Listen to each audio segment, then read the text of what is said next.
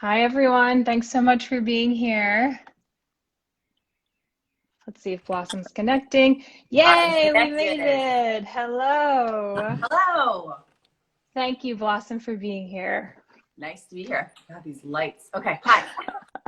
So I'm just going to welcome everybody for being here. So welcome, guys, to the Be Well Live series.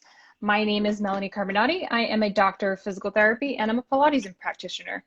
I am the founder of Inspira Physical Therapy. Inspira is now a virtual team of physical therapists and Pilates practitioners.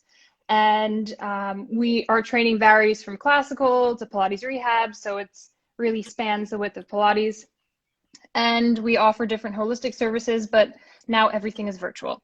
So we are starting off this series with Blossom, and we're going to be chatting about the evolution of Pilates. So, you know, Pilates, even for myself, from when I started with my training, I started in classical, and then I ended doing my internship at Polestar in Miami, and, you know, going the full span of it. There's classical, there's modern, contemporary, rehab, and a whole bunch of fusions in between. So whenever, you know, I'm thinking about how many variations of Pilates and styles that there are, I'm always reflecting on, okay, well, what's the foundation? Like, where did this come from? Who started it? Why was it started? So what do you think about that? I think those are great questions, right? Like, I mean, we know where it started. So, right, Mr. Pilates, fascinating. And then there are the people who continue doing it, right? Not a lot of men, mainly women, also fascinating. And it continues to evolve. And, you know, I was thinking about like, what is the evolution? I mean, you know, 20 years ago when I got certified, it was a really different time. In fact, I got certified right when the Pilates lawsuit was going down. In some ways, I was in both Wow. crazy. And there's a very clear divide, right? Like I truly was in both camps. And now as time's gone on, I feel like things are getting blurrier in some sense. And in some sense, it's great. But in other sense, I sort of feel like there are definitely times when I'm like, what is that? Like, oh, that you're calling that Pilates? Or like when I see other things and they just sort of throw Pilates onto it, like I'm like, oh, I wonder if that really is Pilates. And I ask myself that question, like, what is it? And I guess in my mind, it's sort of like, it's always sort of like, I kind of don't care what kind of movement it is. What's the goal? What's the thinking Right. behind it? Like, you know, there's a lot of ways to get to teaser. There's not just one way, and there's so many different bodies. And maybe my client's never going to get to teaser, but what is the goal that, like, do you have a specific goal in mind for this person? So I guess for me, first of all, what is Pilates? And I guess it's always for me mindful movement, and whether Right. or not you use machines or not, and I don't really care. And where it's going, I think that's kind of up to this like next generation, which I feel like I'm on the tail end of. I think the other people are sort of taking it. And what I really think is I think it's sort of like anything. It's like, you know, you can only do so many things with arms and legs, like in a torso. It's like there's only so many combinations, and it's sort of like you start with this one thing and then you come up with all these variations and all these different kinds of Pilates. And then I feel like it sort of regroups again. Like I have a client who is a psychologist, and she's like, you know, it's funny, and we have these often these sort of overlaps where it's like, yeah, she's like, I've seen this too, Blossom, where it's really something that I learned about in school 20 years ago, but they're just calling it something else. It's like a rebrand. So I think that's really where Pilates is right now, is sort of like, it's the same stuff, we're just sort of rebranding it and like kind of maybe thinking about it in a different way, which is sort of the way the world is right now. I don't think it's bad. I think that's just what's happening. Yes. Yeah. Yes. I forgot to also say to everyone who's viewing, if you're one of the first 5 people who give a thumbs up, Oh, you we get got a one. free, yeah, we have a few. Yeah. You get a complimentary virtual Pilates class at Inspira and also with Blossom. So the first 5, you get 2 virtual Oh, Pilates classes. So I see Becky, some you're thumbs up in. happening right So is the now. Yes. Pilates unicorn. So yeah, so exactly. And since you had that experience with Kathy, Mm-hmm. you know, I didn't even introduce you and your background, but most of the viewers, I believe, know. But everyone who doesn't, Blossom is the owner and director of Bridge Pilates here in Brooklyn. She's known for her playful and powerful teaching methods. And, you know, yes. So, and her experience with training with Kathy, I feel like you have this unique perspective because you're closer to the source than most of us, right? Yes. So what would you say that you learned from Kathy about the essence of Pilates teaching? One of my favorite things she used to say was she would say, or there's so many, I can keep going and going, but I remember once I was doing something and it wasn't going well, and she was just like, "You're thinking about it wrong." And I was like, "What?" And just like, I was so mad at her because I was a very young, able-bodied dancer, and it's like, you're thinking about it wrong, not like, oh, this isn't strong enough, but she was just like, you're thinking about it wrong. And that what she really shared with me was the power of my mind, my thought. I think that was her, for me, the biggest contribution. It wasn't just about what's happening on the outside, it's about what's happening on the inside. Are you thinking about, I'm sorry, it's just a hilarious thing to say to someone, like, you're thinking about it wrong, that's why you're doing it wrong. Like, that's hysterical. And you know, especially when like she's 80, I'm like 20, and she was like, "Let me show you," and I'd be like, "Holy moly, she can do it!" But that, I think, to me was her biggest thing. It wasn't about like the movement; it was about what's happening under the movement. And just sort of the second thing is that sometimes you don't even have to do a movement to work on something. Like I often teach this exercise on the chair, and I set and everyone thinks that the pedal has to go up and down on the one chair. And Kathy would be like, "No, you can just stand there and think it." Actually, I remember in a private with you that you said that to me, and it worked. Yeah. And it worked. So But powerful that's a stuff. weird thing. Yeah. So the quote that Kathy said was, "You don't have to make emotion to do emotion. It can happen on the inside." And I think that's very true. I think that's very true. And so that to me was, for me, the essence of Kathy is that it was the you know, like in story writing, it's like, what's the subtext? It's like, what's happening on the under, like, as well. Like, that to me was really Kathy. Right. Okay.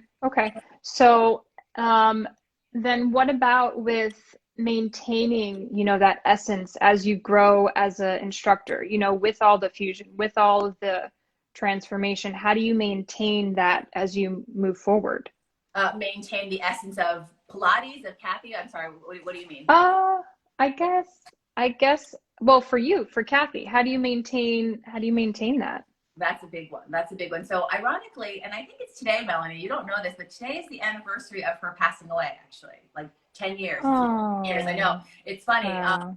So I've been really thinking about her a lot, and my mat classes have all been her stuff this week. So, you know, so it's been a journey. It's been a 10-year journey. It was really hard in the beginning when she passed away, because I really felt, actually, what I told her, like, you know, I can't say if she could hear me, but I promised her that I would honor her as best as I could. And what does that mean, right? Like, and how do I do it in a way that feels like myself? And so I think the way I've answered that is, I used to really push it. Like, I would be like, I really would try to be her, or like say things exactly like her. And then I realized I didn't have to, that she was in, like, her teaching and her philosophy were in me on a cellular level. And so they would just come up, or that I like write these copious lists of things that I really wanted to say. And I realized I didn't have to work that hard anymore, because she was there. She's here, like, in so many ways. So for me, I think the way I sort of continue is I do my best. I think that's what I do. I do my best.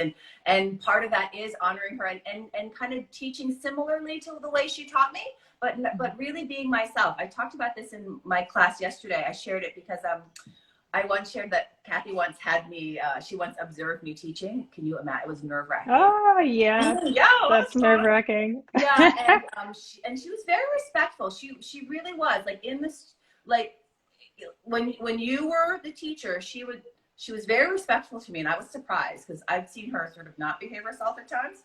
And at the end, we talked about it, and I taught this exercise, and I've never taught it since, by the way, because she goes, because she was like, "You weren't ready to teach that one, were you?"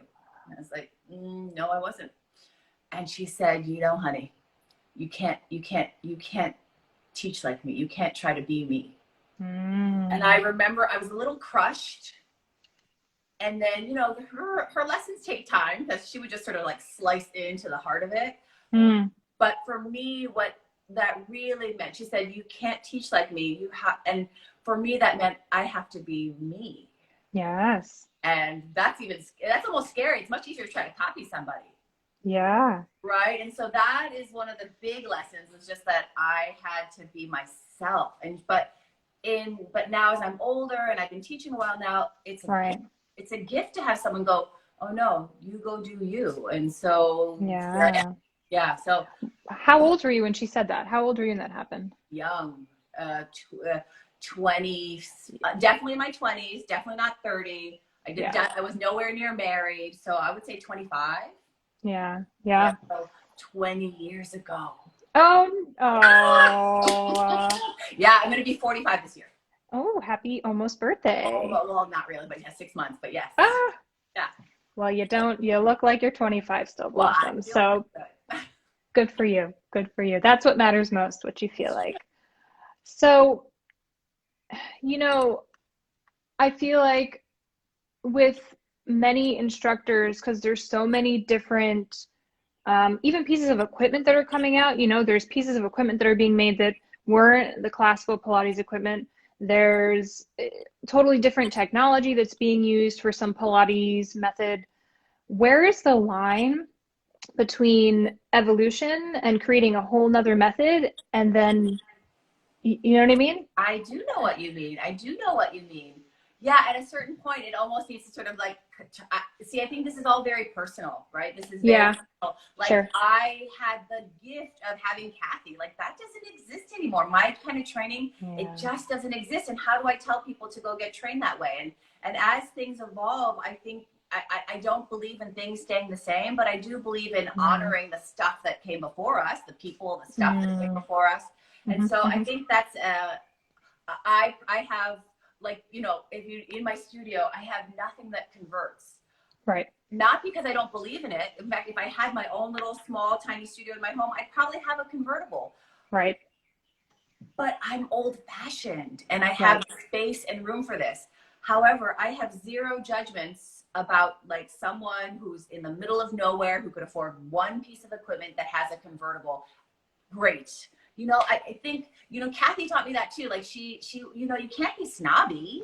Like, then that's also just like, that's a bit elitist. You do the best you can. Like, so you have one thing to work on. Great. You then work on that one thing. And so it converts. I think, I don't know. I just feel like just at least knowing that it's different from what it started with, having the knowledge of how things have come, and whether or not that's good or bad, I don't think I'm one to judge. It's not my personal choice, but I know there's lots of judgment out there, but I just like, what's the point of that? Yeah. I mean, change is going to happen, it's a constant in life. It's a constant in everything. I mean, everything is now. Right. So now Pilates is classes. Exactly. Crazy. So the world of virtual Pilates kind of required us to evolve and to adapt in a way that many of us never thought that we could. I mean, I never thought that I would be doing physical therapy via telehealth, and then this happened, and here I am, and it's happening. So, so like the evolution in and of itself has gone all the way until virtual. And I've seen many instructors actually having to get creative because of that. Like, what do people have in their home? You and yourself in your classes and the privates, you're like, okay, do you have a towel? Do you have a pillow? A meditation cushion? What do you have there? Something to do something like this over, right? Like let's not get picky here, people. Exactly. So the last thing that I wanted to just finish up with you, Blossom, was, let's see, where do you see the Pilates evolution going next? Yeah, well, as I said, I really think there's this whole thing about like branding and rebranding. I think that's where we are right now. But the next part, I don't know. I wish I knew. I wish I knew. I would love, I always have this really rosy idea that there's going to be this really great synergy that happens. But I have to say, I feel like what's happening right now with this pandemic, I feel like this is a huge shift. I really wonder what our industry is going to look like after this. Like, even for myself, part of me is like, yeah, if, you know, one of the big questions I get with my virtual classes is, are you going to keep doing this? And I thought, Yeah. I think I am. You know, I've really been able to connect to a global community like I never have before. Yeah. And it's been enjoyable. And I think, and so I think that's the sort of immediate future I look at is like, wow, how is this going to change? And this, actually, I think a friend of mine and I, we have this joke where we're like, all of our studios are going to turn into like park film studios, because not only are we going to hopefully teach humans, but, you know, the other half of the time we have to have lights and like, so that's, I think we're all going to turn into like filming studios as well as Pilates studios. So like, forget the massage room and back. You're gonna have like a film room, like, or a virtual room. Like, I've seen that where people have turned their like smaller spaces into where people are teaching virtual classes. Like, maybe that's our new future. And as far as like the technique, I mean, to me, it's always about like, it's about this, that central idea of like strong torso, movable limbs, like, you know, like lots of freedom in the limbs, and that idea that we're trying to get sort of the most, not just uniform development, but also freedom of movement in all different ways. I think, I hope that whatever it is, I hope that's a part of it. But this is funny. I've always been the spring chicken in the Pilates world. Like, I remember when I was sort of coming along as Kathy's assistant, I was so young, and I feel like I've actually just tipped over to the other side. And I think to really answer the question of what the evolution of Pilates is, I think that's someone else's answer. I think I have my own answer of what it is. Like, I've been working with my PT friend Dr. Marshall Hagens, and we've been sort of coming up with our own things, and I really like to connect it to Pilates. Like, that's been my thing. But that's sort of my answer. And I think this next generation that's coming up, it's their question to answer. You know, like, I'm not a spring chicken anymore. I think that's the next set of chickens. Absolutely. Yeah. No. And it will be very interesting to see what happens in the next coming months, as with everything else that's happening in the world. Yeah. So there is one question. Oh, okay. I want to see what we got. Can I say something to the spring chickens? Yes. I'm going to be watching you people, and I'm going to be trying to take some tips off you people, because if there's anything I've learned about the virtual world and getting older, you just keep an eye on the younger generation, and you don't poo-poo them. You actually watch and see what they're doing, and that's working, because I think that's definitely something I've learned in all of this. Yes. So I'll be watching you chickens. Anyway, kindly. It was a heart. They gave us a heart. It wasn't actually a question. They were just sharing some love. Yeah, but you know, someone said something. I saw a comment come up, and I think they must have said it with Kathy, and because they said, Kathy always said it wasn't the equipment, it was the teacher.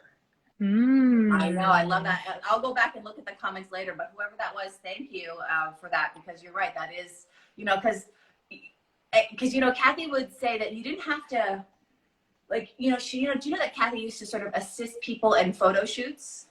No. Yeah, she would sort of assist and like high-end photo shoots sometimes. In fact, that's what always gave me the idea. Whenever I do like a shoot, like a real shoot, you don't just go by yourself. You bring someone with you that's looking at you. Oh. And, you know, she would always say, you can always find some, like, you know, if you're looking at humans and the way they move, you can, you know, just like, you can tell the difference between this and this, you know what I mean? And it's subtle, but it's movement, right? It's bodies. And so, yeah, anyway. Interesting. Any last Kathy-ism you want to give us before we go? Oh, you know what? Yes, hold on. I have my piece of paper. So, okay. I dug this up, and I don't know why she wrote this. It doesn't have a title, but it's an old typed up list that she had. And and it's just really great. Some of them are really funny, but so I think she must have been coming up with like different things that she, you know, because, you know, Pilates is hard to describe. Do you remember the world before Pilates became popular? You'd be like, well, it's this thing you do with these machines, and people would go, oh, it's like yoga. I mean, people still do that today. Well, I think we're in a bubble, you know, being in the city, being in Brooklyn. If you were to go to different parts of the country, even when I was working on Long Island, people would be like, oh, you do Pilates rehabilitation? What is Pilates anyway? So it really depends where you are. Yes, it's true. It's true. But so Kathy-isms. So there's two I want to share. But this one I feel like is a Mr. Pilates quote. It said, it is the mind itself which shapes the body. And she has a little quotation mark next to it, which I feel like is a Mr. Pilates thing. But My favorite one is Pilates can be an adventure about oneself. Say that again. Pilates can be an adventure about oneself. Right? It's about the inner as well as the outer. It wasn't just about what's happening on the outside. It's also about the inside, which is so cat. Yeah. Of course, because it is a mind body movement. And yes, we can end with that, honoring Kathy, especially now. I know. On the 10th anniversary. I know. I'm trying to hold it together because I have class to teach later. But yes, it is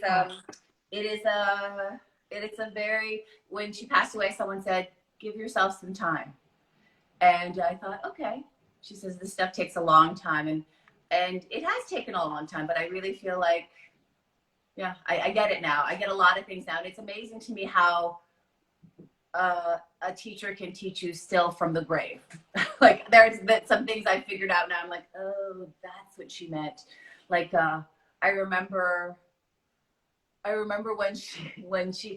used to be an attendance book that we had, and the attendance book, I was in charge of the attendance at class, and sometimes at the end of the year or the end of the semester, I'd have to like total up all the numbers, and it was a little bit of a drag to just. And I said, Kathy, can I just take this home and then bring it back home later? And she'd go, oh, you can't take that home, honey.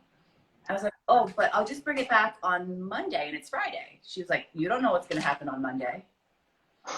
And I'd be like, what could happen over a weekend? Well, I've learned a lot and I thought about Kathy over this pandemic. Like, this is the kind of stuff that she always was preparing for, thinking about, I'm sorry, one last thing. She would say, Pilates was for the unexpected.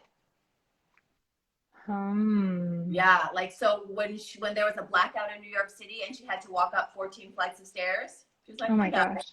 She was in her late 80s. She was like, I can do this.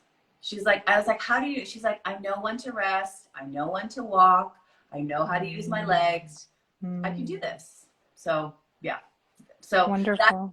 That's a part of, like, even when I moved, I had a bigger space and I went into a smaller space. My husband was like, are you sure you can do it in here? I was like, oh yeah, I can do, like, I just, like, you learn how to be flexible in more ways than one, not just in body, but in mind too. And if you have to make it work, you make it work. Absolutely. Yeah, go ahead. No, I was just going to say that if you wanted to finish the last remark, yeah, go ahead. So her studio was so small that you couldn't do anything on the reformer that opened the arms like this. Oh gosh. The reformer was pushed up against the wall, and you do everything, and then she'd go, oh, Blossom, stop that right now. Now's a good time. And so that's when you would do rowing and leg circles, and she'd go, okay, that's enough. And then you'd push it back up against the wall because it was a tiny space. To do chair, you'd have to push it in front of the doorway. And actually, she always loved it in front of the doorway because she goes, the door frame is a perfect frame to use if you needed something to hold on to.